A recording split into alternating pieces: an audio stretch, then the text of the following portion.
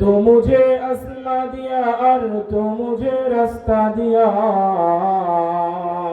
तू मुझे आसमां दिया और तो मुझे रास्ता दिया, नियामतों से भर दिया और सबसे बेहतर कर दिया।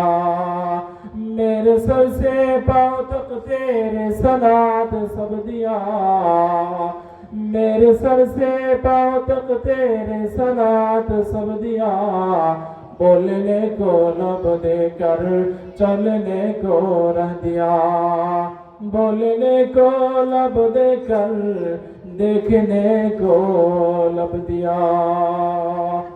আল্লাহ তাআলা আপনাকে আমাকে যে নিয়ামত দিয়েছে এই নিয়ামতের শুকরিয়া আদায় করতে হবে।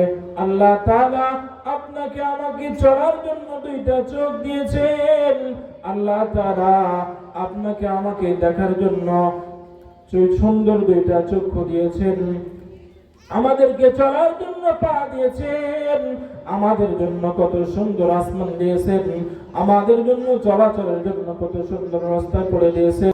এই জন্য আল্লাহ তাআলা আমাদেরকে কত সুন্দর সুন্দর নিয়ামত দিয়েছেন, এই সমস্ত নিয়ামতের শুকরিয়া আমাদের করতে হবে।